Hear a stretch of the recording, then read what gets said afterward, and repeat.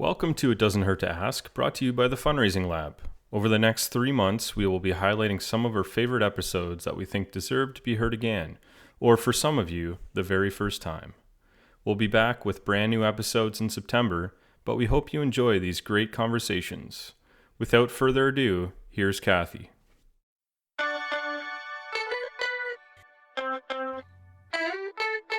Welcome to It Doesn't Hurt to Ask, a podcast where we talk about fundraising. This season we'll be talking to shift disturbers in philanthropy, people who are shaking up traditional philanthropy practices. On today's episode, I'm talking with Ajeev Bhatia, Manager of Policy and Community Connections at Center for Connected Communities.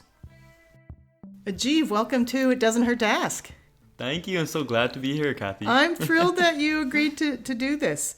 Just to give people a sense of who you are, let's talk a little bit about how we met, and then you can tell us what you're up to now. So, I met you when you were 15 years old, and now you're all grown up. Yeah. Oh my gosh, that was a long time ago. It was a long time ago. So I met you when I was working with East Scarborough Storefront, and tell us what you were doing there. Yeah, I was 15. I was living in the apartment towers just a couple minutes away from the storefront at the time, on the other side of a bridge. Yeah. That separated Orden Park from Galloway area. And so this is in East Scarborough. And this is based in East Scarborough, yeah. Okay. And the storefront, a little history about the storefront, the physical building used to be a police division, 43rd Division. And so I, growing up and being born and raised in East Scarborough, knew the history of that building. Okay. And so never stepped foot in it. Right. And even after it was converted into the storefront, this community backbone multi-service hub, until a friend of mine mentioned that he got a job through this place. So I said, all right, I'm young, I'm looking for a job, let me stop by. And got involved, got to learn about all the programs and services and opportunities Storefront was offering. And one of those opportunities was to be a volunteer with the Community Design Initiative. Right. Just interesting factoid about the East Scarborough Storefront at the time. Before it got renovated, it still had a jail cell in it. Mm-hmm. So when you were there was still a jail cell there, right? Were 4 jail cells, really? if I remember correctly. Yeah. And it was in a bit of an alcove in the store. So you kind of walk in and there's somebody at the front, a community resource specialist, greeting you with kind of concave mirrors in the background and these big cylinder concrete blocks that made up the walls of the facility. And then on the left-hand side was an alcove with 4 jail cells and a sunroof for folks with, I think it was full-on toilets and all of that really, stuff in there. Wow. Well, needless to say, it got renovated. There's no more jail cell. It's a much friendlier, warmer place now to be. But the storefront made a huge difference in your life. I think it's fair to say. It certainly changed my life. Yeah. 100%. And it mostly was through the relationships that were cultivated during my time there. Yeah. It was also this, in this kind of area of positive youth development. It was, a key recipe for getting a strong social support network, getting caring adult allies who actually saw a future and a vision for my future that I didn't at the time. So it really catapulted me and pushed me in ways I would have never imagined into all sorts of different opportunities, and how I ended up here. Yeah, which we'll talk about. And I mean, it was obvious to me, and I wasn't as involved with the youth programming as certainly the folks who were full-time working at the storefront, but it was obvious to me that even then you were a leader. So, Thank you. Yeah. You've done some really incredibly interesting things since you were 15 years old at the storefront. So you were a youth leader at the storefront. And maybe just talk a little bit about the sequence of events, because you really did do some interesting things, and you ended up in philanthropy. Yeah. Let's talk about that. Yeah, and God, if you had asked me when I was 15 what philanthropy was, I could not tell you. So I started off with the Community Design Initiative as a volunteer. And then for the listeners, the Community Design Initiative was this neighborhood revitalization project that was a super collaborative project where professionals, being architects and designers, met with local youth in the Kingston Galloway Orden Park community consistently for several weeks as parts of like a multi-year project. And it was this reciprocal learning program where these professionals were coming in and learning from the young people in the program about community building and engagement and learning about the neighborhood through their experiences. And the young people were learning elements of design and engineering and architecture and looking at blueprints and mapping things out. So, and even a little bit about fundraising. and a tiny bit about fundraising. I loved watching that program because there are some people in the sector right now who I think who are leaders in the sector who learned so much from being exposed to the youth in the program 10 years ago, right? So it really was, I loved how it really was a reciprocal learning opportunity. Yeah, it was a transformative experience for the young people, a lot of whom went off to do work in design, in architecture. I didn't tell you this yet, but I'm going into planning. No way! You're I'm kidding. going to UT in the fall for planning. Oh, So and I am, and I like full-heartedly believe that CDI was, the very early days of me understanding how community development and city planning were so intertwined, and the impact of that, and doing it in a way that's led by community. So it's something that has anchored me and given me values that I still kind of imbue today. That is so cool. Well, congratulations. I Thank didn't know you. that. So U of T is lucky to have you. So, all right. So you did you worked with CDI, you got a part-time gig at East Scarborough Storefront. Then while you were off at university, you got this really cool job in the world of philanthropy. Yeah, and it was completely random. Yeah? I literally fell into it. I was looking for jobs. It was every summer I worked throughout my school year, and I also worked throughout the summers out of necessity. And it was one summer that was coming along that I didn't actually have a full-time gig during the summer, and I started freaking out. And so I started going through kind of community newsletters, and I think on Artreach's newsletter, Okay. I saw like a tiny call for applications for like a summer internship at this place called Laidlaw Foundation. Okay. I had no idea what Laidlaw Foundation was. Yeah. I actually didn't put connect the dots that they had funded a small part of the Community Design Initiative project. Okay. And I just read a description that, hey, we fund young people in Ontario to do social inclusion based sort of work. And I said, that sounds cool. Yeah. Maybe I'll apply. And I had applied, and when I went for the interview, I was interviewed by Anna Skinner. Okay. Anna Skinner is a longtime friend of the East Scarborough Storefront. And I basically shared my story in that interview about why I was so passionate about focusing on supporting youth organizing in the province, really rooted in my lived experiences. And it was a perfect match. And so I was really grateful to get that summer internship. Yeah. And to work under Anna Skinner, who really mentored me and was my inner ally in philanthropy. I think we all need inner allies. And she was someone who championed me way past the internship to keep me a part of the foundation for what would have been just around 4 years. Okay. Yeah. So I want to come back to sort of your role in philanthropy, but are you willing to talk about your story, the one that you shared with Anna? Yeah, of course. Because I think it will inform the conversations we have about your role in philanthropy later. Yeah, and it's this confluence, right? Like I think about the connected community approach, which we'll talk about a little later, but it was this confluence of relationships that got me to where I am. And I say that because connecting with you through the Community Design Initiative project ended up meaning that you would have ultimately put me in touch with Komal Basin. Yeah, that's right. Komal is this healthcare executive who you introduced me to, and who ended up really transforming a huge part of my life and being a mentor and now like a big sister. And so when I was prepping for that interview, I was freaked out and I was like, Komal, what do I do? What do I say? And she said, just tell your story. This is an organization that is values-based, and that is doing and championing communities with lived experience just like you. So tell your story, and that's what I did. Yeah. So thank you for. My pleasure. I'm glad. I'm always actually delighted when I hear that you and Kamal are still really connected. Yeah.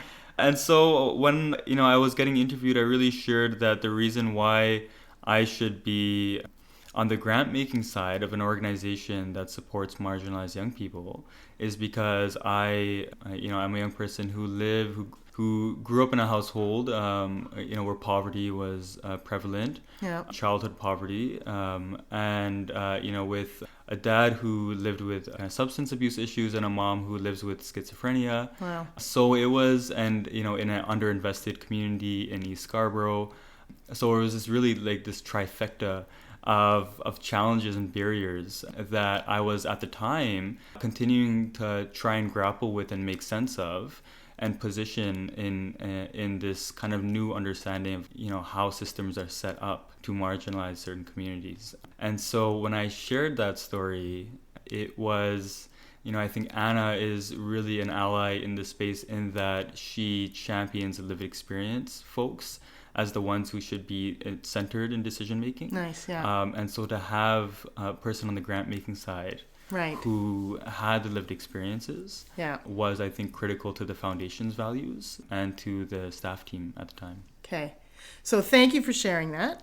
And I think it's really important for listeners to have that background as we talk about your involvement in philanthropy and your perspectives about philanthropy. The title of this season is Shift Disturbers in Philanthropy, and it's been so fascinating for me to listen to you talk about your experience in philanthropy.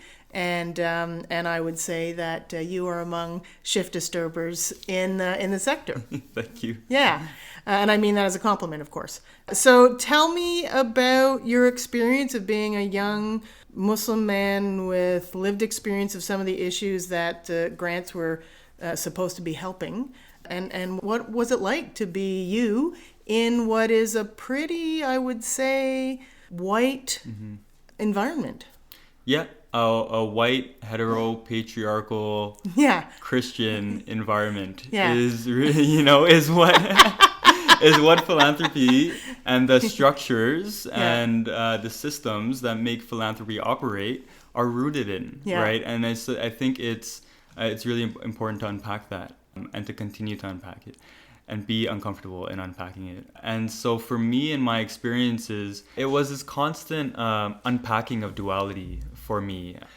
Being in these boardrooms where people are making decisions on what ended up being millions of dollars a year, right, on groups of young people who were organizing in the province of Ontario, and seeing how those decisions were made, good and bad, and going back home, being in a relationship with the people who are doing that good work, who are experiencing and living through the systemic injustices that those groups were organizing and advocating against. It was so pervasive in my life. All of the issues that we were funding and not funding, and the groups that we were or weren't supporting, it was something that permeated my entire being at the time. And I can give you a quick example. Yeah, please. One of the really powerful experiences that I had while working at Laidlaw Foundation was visiting the Toronto South Detention Center. Laidlaw funds a group called Amadeus. Okay. And it was founded by Tina Nadia. And so Amadeus has partnerships with detention centers in Ontario and provides GED and credit attainment for young people who are on remand. Okay. And so remand is a practice where if a person is charged with an offense, not convicted but awaiting trial, and they, for two reasons, either can't afford the bail that the judge puts up or decides, or if the judge determines that they are unsafe to be released until their trial, then they are in detention with general population folks, so people who have or haven't been convicted of offenses. I think the stats are around 40% of these people tend to be innocent.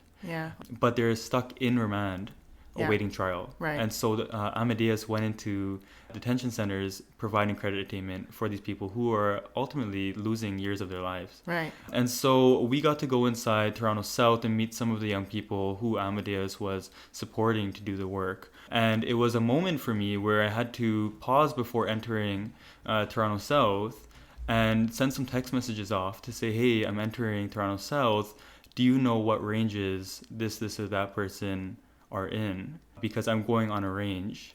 And What I does don't that wanna, mean? What's a range? So a range is a space where 40 people who are incarcerated are kind of in. Okay. This All is right. it's where they're detained. Okay. And so detention centers are broken up into ranges. Gotcha. So there are like dozens and dozens of ranges in detention centers.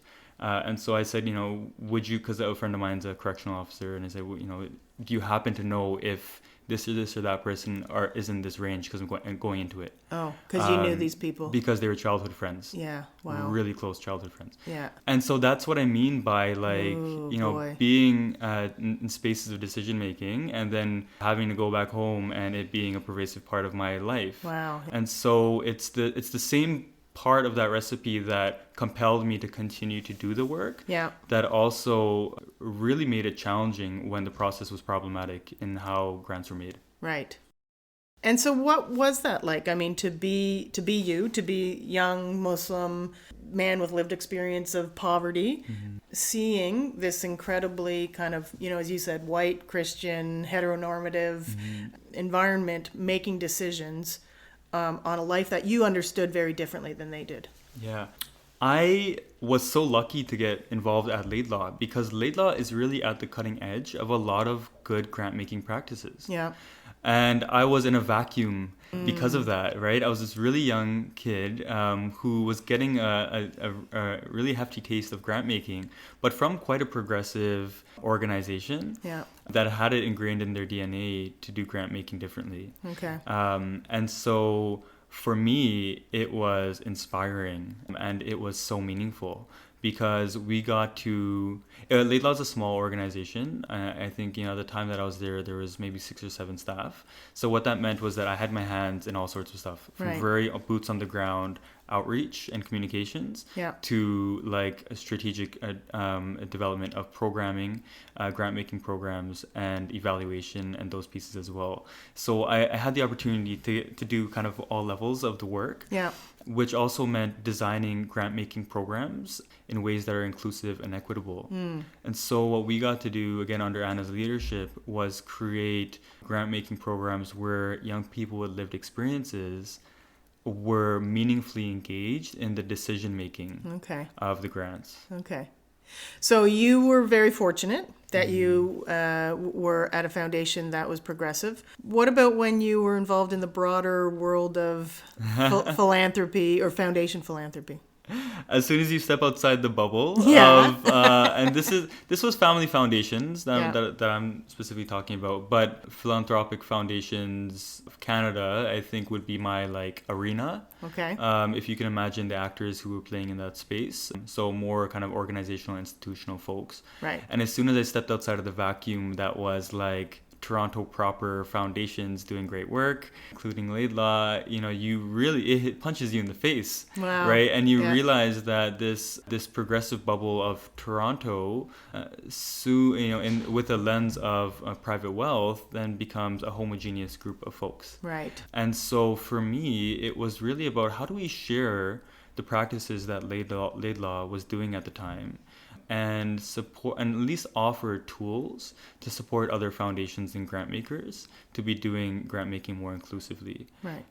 So it really charged me up. It really made me spin off into different things like the Places Fellowship that I'll talk about. And the new collective that we're starting to organize around. Yeah. But it's really about informing and educating the philanthropic sector in Canada about what's possible. And when you say the philanthropic sector, I mean, one of the things that, one of my beefs is that people in the world of foundation philanthropy sometimes think that the universe of philanthropy is just foundations. As a fundraiser, I work in the world of philanthropy that includes individual donors and corporate donors, and foundations are, a part of that. So when you talk about, when you say philanthropy, you're talking about the world of foundations? Yes. Yeah. Okay. All right. Before I read Edgar Villanueva's book, Decolonizing Wealth, I had conversations with you and you and Christian Mehta and Lisa Watson are all people who mentioned this book, and I thought, okay, I need to get on this. And I heard a lot of your stories and frustrations when I was reading Edgar's book. And I think that might have been before you were involved in the Places Fellowship. But why don't you tell me about this program that you're involved in, because it just sounds fascinating.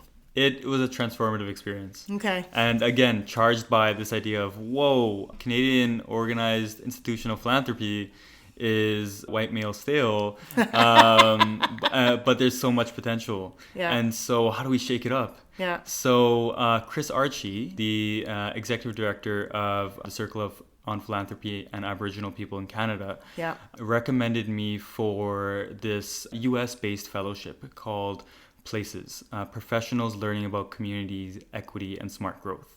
It's a program. That's clever.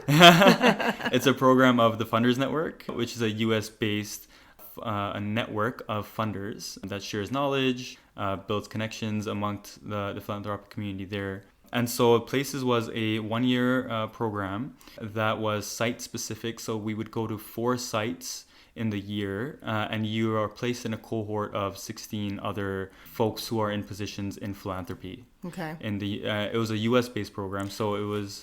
Is it mostly young people or is it everybody? No, I was certainly the youngest person. Okay. There are people at very different stages of their career Okay. and experience in philanthropy there. Yeah. But the focus was really around equity in philanthropy, and so how do you center that? But it was very much about doing the personal work and the personal transformative work about how you see yourself perpetuating harm in your position, Yeah. being complicit in perpetuating kind of white-centered culture. Yeah. How do you unpack that, and then how does that show up in your workplace? Okay. So it started very Wow. much the person, Yeah. and then broadened out into what is this going to look like for your organization, keeping in mind we all had different mandates Right. and different pressures. Yeah. So I was the only. Sorry, are the members of your cohort, are they kind of a homogeneous group, or is it a really diverse group in this It was fellowship? incredibly diverse. Okay. So it'll be easier if I say this. There were 3 white folks a part of the cohort, Okay. and it was intentional that in the U.S. it's really centered around racial equity, right? Or Right. at least a lot of the conversations were. And I think the way that the program was designed was that, yes, it should be a program where people with intersectional identities were the ones kind of being centered in the work and doing the work, Yeah. but at the same time ensuring that there were allies, Right. and in this case it was white folks who were also part of this transformative process that we were in together. But Okay. it was an incredibly diverse group of folks, Yeah. and very different foundations, very different identities of folks, really different positions that everybody held. Okay. I was the only Canadian part of the cohort. Okay. So it was really interesting reciprocal learning as well. They have the kind of racial equity lens of things down packed Yeah. and so mature, Yeah. and we can learn a ton from them. But they can also learn loads from us, especially as it relates to how we're centering truth and reconciliation in philanthropy and foundations here through the commitment to the truth and reconciliation and foundations that have signed up to support it. Yeah. But also our practices and how we acknowledge the land, how we are aware of how Indigenous practices should be, the things that are rooted in the way that decision making is made. Right. But even just this idea that there is a different worldview of philanthropy, Yeah. and that maybe we should be, if we want to decenter whiteness, one way to do that is by exploring other models Yeah. of philanthropy. Who has done it before us? Right. Thousands of years before us, Yeah, maybe. yeah. So for the US folks coming to one of the site visits were in Vancouver. Oh, okay. Chris Archie actually held that one. Okay. But I think it was a very immersive experience Yeah. for the American philanthropic folks to be really seeing how we're centering Indigenous practices Yeah. in the field. So how shift disturbing is this work, and how confronting is it for a sector that is pretty white and Christian and heteronormative? The work meaning the fellowship? The or? fellowship and Yeah. and the kinds of practices that you're trying to bring back to your respective foundations. Some would say they're pretty radical. And, I think, again, like the radical work happens in the space together. It's with the cohort, with the group. Yeah. And then, we call Places a bit of an island, right? Because you're in this great space where like we're really comfortable with being uncomfortable. Yeah. But then we're asked at the end of the site visit, okay, now go back and execute in your respective role. And so it was a really great professional development opportunity because it was very much about coaching individuals where they were at along their journey. Mm-hmm. And what it also meant was like troubleshooting particular issues. You know, we are finding different ways to be nimble around opening opportunities for community to be at the center of grant making. Yeah. But we're doing that in ways that it's totally upstream. Yeah. And going against a behemoth of a sector that is stuck in a way of doing things. Mm-hmm. I'd be interested to know, and you may not be able to know this yet, but is there an impact? Is it making a difference? Is the shift happening? Yeah, I think so. Yeah. I think it's, so what's happening is that there is a discourse that was once germinated and is now growing and growing and growing. And that discourse is really around people in philanthropy or adjacent to it who aren't happy with the way that the current system is designed. Right. And are starting to be more critical, especially in a Canadian context, yeah. of how we can adopt things like social justice philanthropy or just transition philanthropy and other models that are happening. So what was that? So social justice philanthropy, and what was the other one? Just transition philanthropy. Don't know a ton of it, ton about it, but it's something that a friend of mine, John, was explaining to us. And it comes from, I think, South American. I think it's Colombian, Bolivian, or Brazil. Okay. And it's really a way to... I'm not going to do it justice here, but it's a way of supporting foundations to open up their toolboxes to be more inclusive and equitable in their philosophy of grant making. Okay. And tell me what it's called again? Just Transition Philanthropy. Just Transition Philanthropy. All right. Look that up, folks, as you're listening to this. So I interrupted you. The question I had asked you was about whether or not you see a shift happening.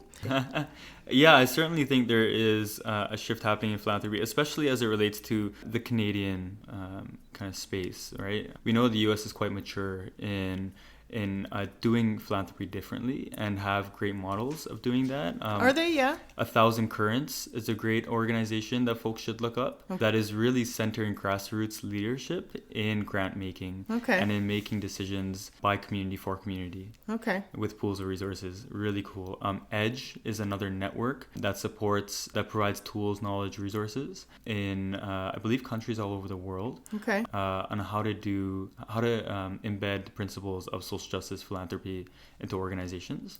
So really cool models in the US. And so when I was doing the Places Fellowship, I was really energized to say, well, what's going on here in Canada? Are there things that we can adopt, right? A lot of the criticism is, we keep looking to the US, but the US and Canada are totally different. And they're different landscapes and whatever. So not everything can be applied. So how do we start thinking about conceptual frameworks of philanthropy in a Canadian context? Right. And so these discourses are percolating, and one of the things that have come out of it is the Next Generation Philanthropy Collective. Okay.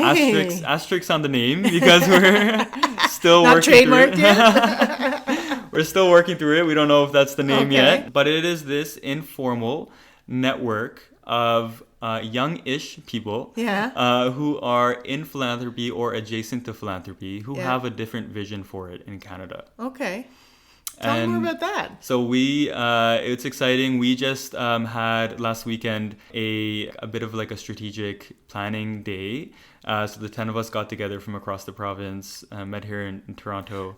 And sorry, did it just start organically, or did somebody organize it? Like, how did that happen? It was a bit of like an organic, emergent thing. Really?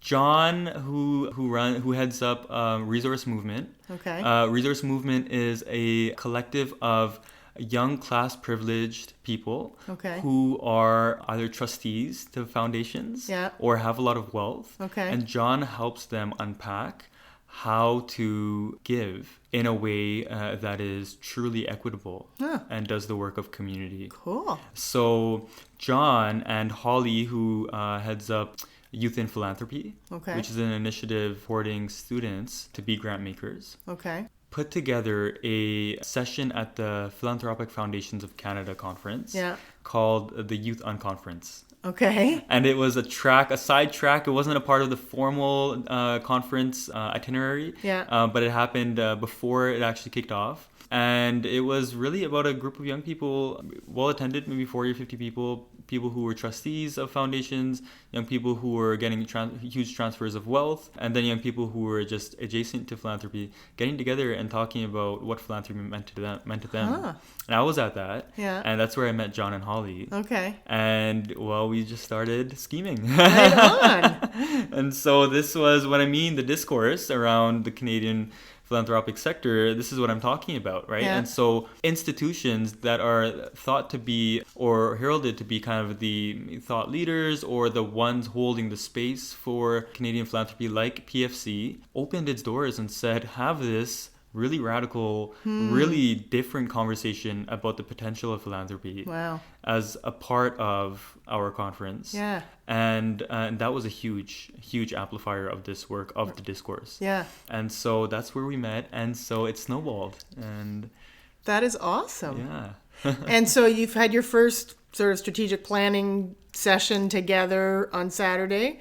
Where anything that you can share that came out of that?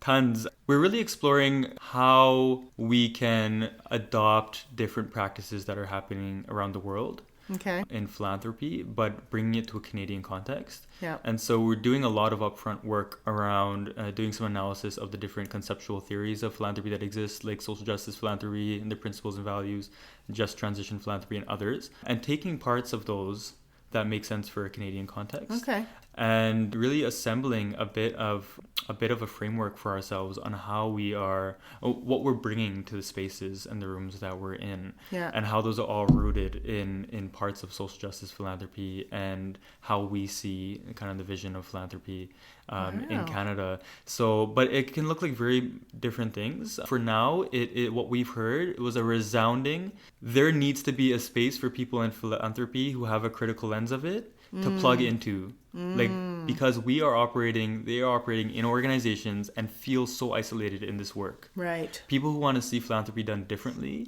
tend to be feeling like they are lone wolves in their organizations. Right. And so one of the big things we want to do is let people know that this is a network that exists. Nice. Yeah. And we don't have a ton of infrastructure right now. Yeah. We don't have like a formulated theory of change or like a strategic plan, but we are an ad hoc network of young people who have a great privilege, who have a great insight into the sector, who have a ton of lived experiences and want to see it done differently.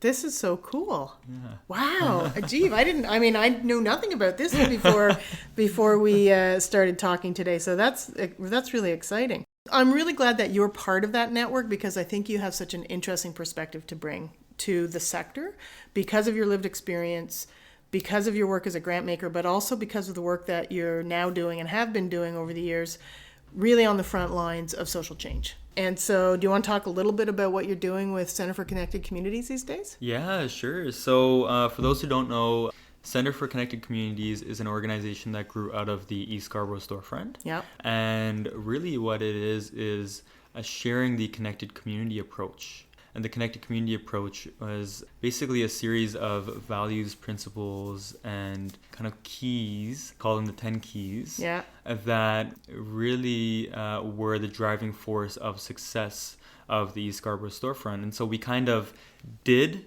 the thing first and then went back and reflected on it. Yeah. And as you know, you wrote the little community that could for the storefront and other pieces, are now teaching the connected community approach, run workshops, and we are practicing it in communities all across Toronto.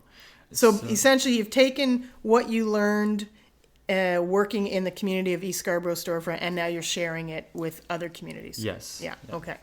And it's quite a complex theory, and it recognizes every community is different. It's not a cookie cutter approach. Yeah. It is like good practice for doing community development work. Yeah. As Anne would say, it's not replication. Right, exactly. Yeah. And so really our work there, there I'm the manager of policy and community connections, and my role is to center grassroots groups in policy and strategy development with institutions and with the city. And just connecting that to the work that I was doing at Laidlaw, it centers on this notion that grassroots leadership is what should be the driving force and key to informing, influencing, and making decisions that impact the communities of the people who are a part of what we're talking about. And so I believe that's important. How do you actually make that happen? How do you actually have people in the community empowered to be able to make decisions with the governance structure that our city and province and country has? What we've been finding is that it's grassroots leaders so we have the Local Champion Network, which is a network of community of grassroots leaders. So grassroots leaders are different from residents in that they bring a collective perspective, a neighborhood-based perspective to all of the spaces that they're in. They're not coming at it from an individual perspective so for example, a resident who might be a part of a consultation might be talking about their experience living, working, and playing in that community and how it might affect them. A grassroots leader is saying, how are the current initiatives that are happening in the neighborhood, the community garden, the resident groups, the Bhutanese Deepawali festival, how are these things being enhanced and built upon, acknowledging that there's already good work happening in neighborhoods when we're talking about city strategy and policy. And so for us, what we've been learning is that it's mostly about building new process at the city or supporting the city to engage these grassroots leaders in ways that acknowledges their knowledge and wisdom in the spaces as experts and as partners in this work.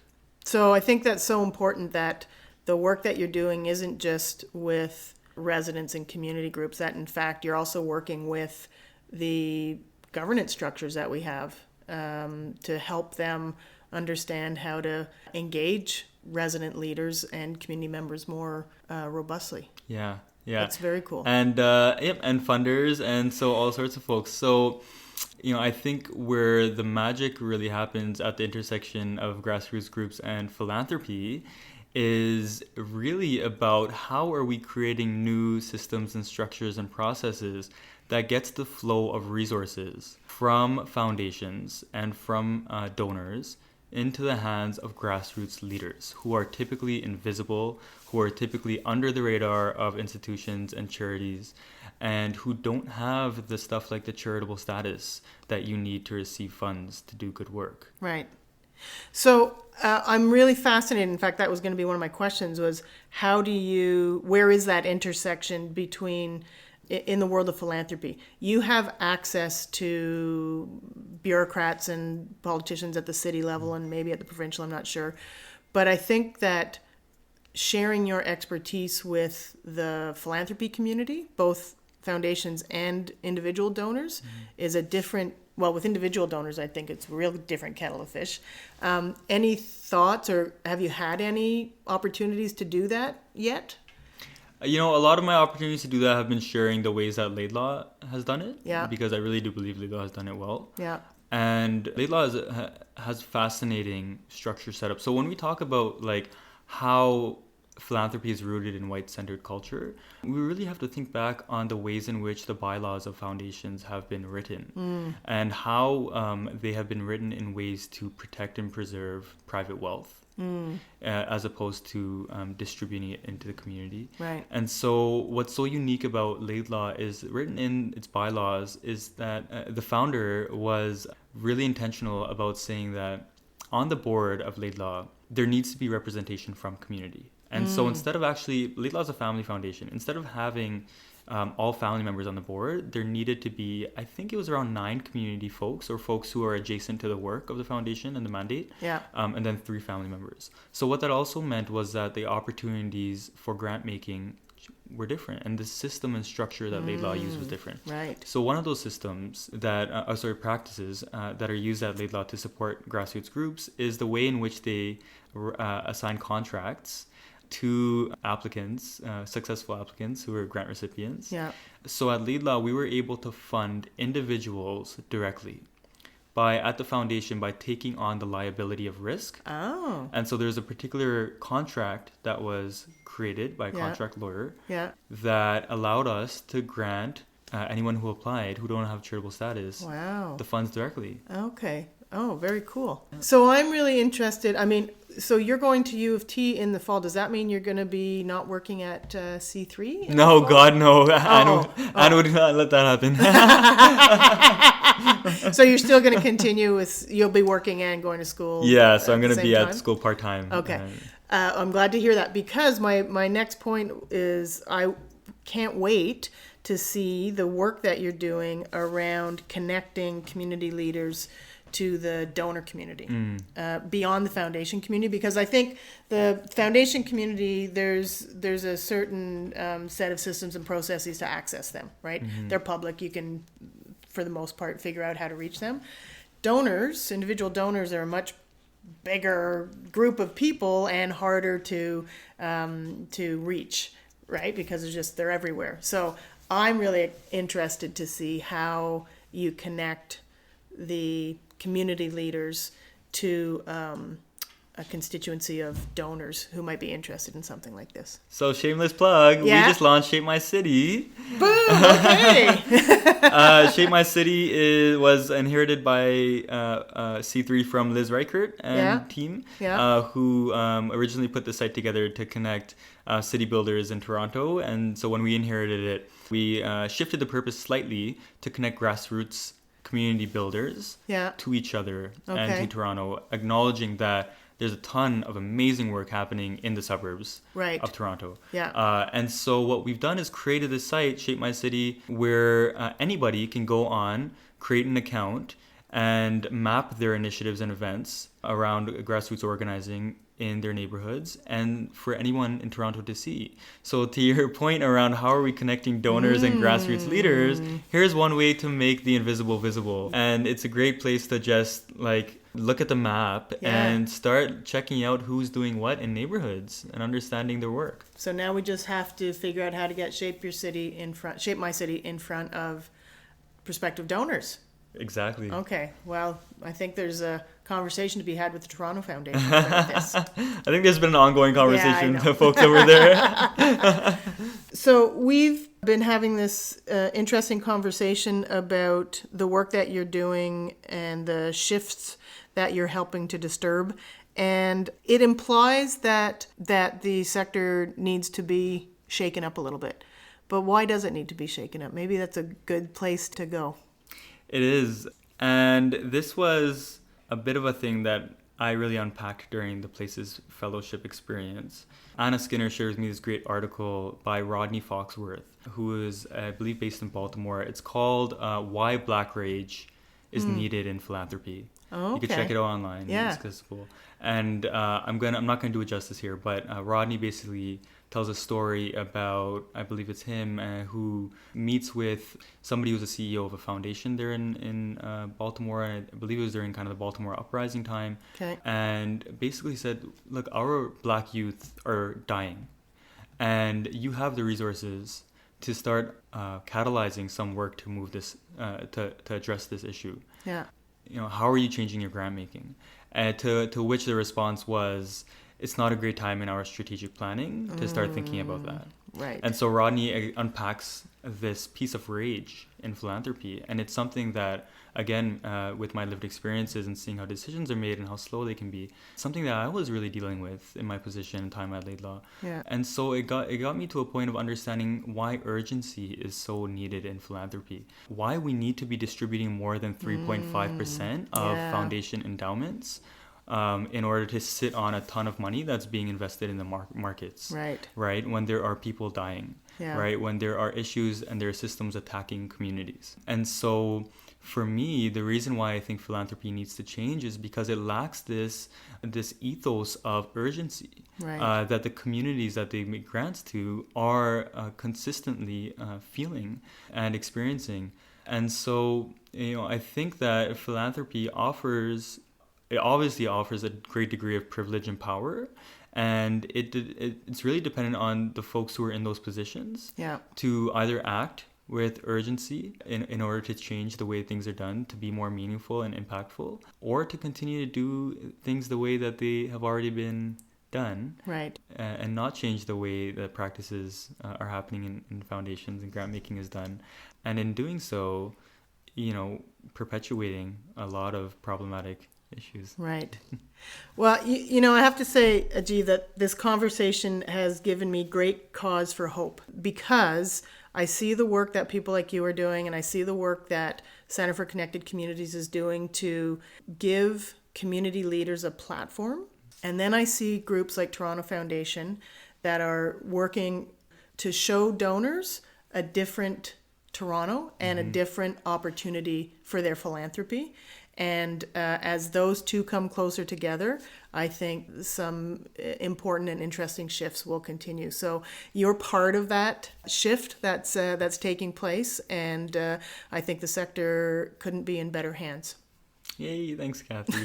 And thank you for doing this podcast. Well, listen, thank you so much. I am always really interested to hear your take on things and to listen to what your vision is for the sector. So thanks for joining us and for sharing your thoughts, observations, and wisdom with the listeners of It Doesn't Hurt to Ask. Thank you. Thanks so much. I really feel like the sector's in good hands with people like Ajeev leading the charge and supporting the change that I think needs to happen.